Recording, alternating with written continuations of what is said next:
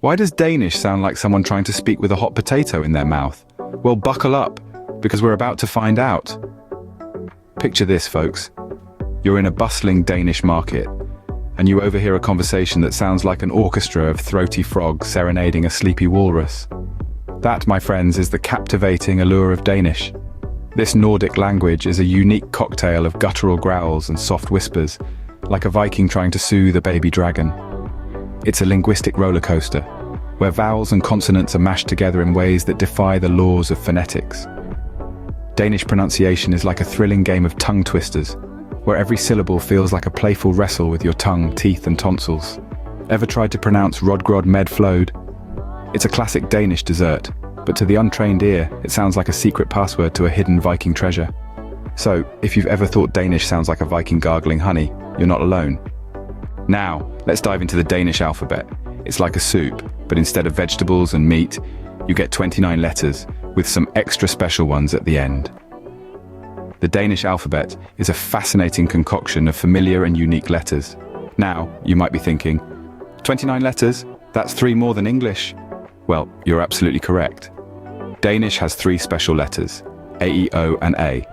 These aren't just decorative squiggles, my friends. They have their own distinct sounds that can make the language sound, let's say, intriguing to the untrained ear. Take AE, for instance. It's like the A in cat, but as if the cat got its tail stepped on. Then we have O, which is sort of like the U in burn, but imagine saying it while eating a particularly chewy piece of toffee. And lastly, A sounds like the O in cord, but as if you're trying to say it while yawning. Now, these 3 letters might seem like the mischievous kids in the alphabet family, always up to some phonetic shenanigans, but they're part of what makes Danish, well, Danish.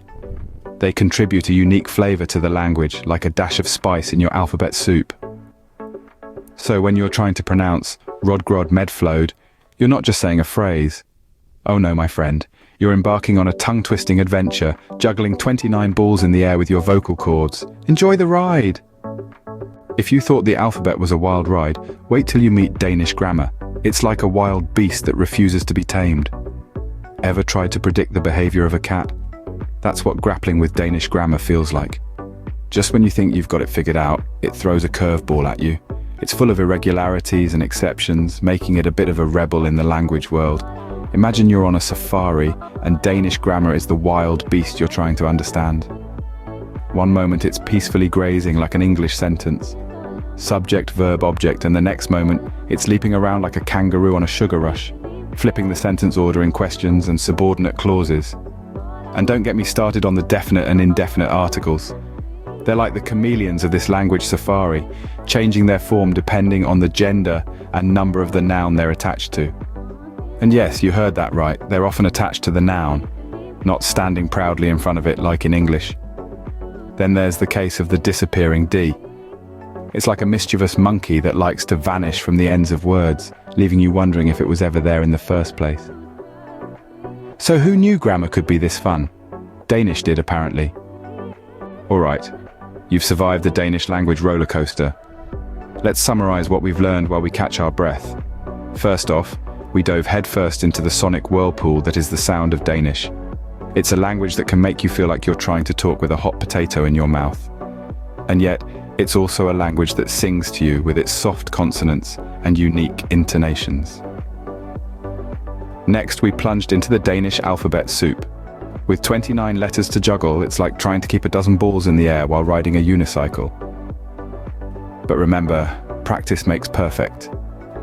And finally, we wrestled with the wild beast that is Danish grammar. It's a creature that can be tamed, but it certainly won't go down without a fight. With its flexible word order and plethora of compound words, it's a challenge that keeps you on your toes. So there you have it. Danish, the language that sounds like a Viking gargling honey, has an alphabet soup for letters and a wild beast for grammar. But hey, at least it keeps things interesting.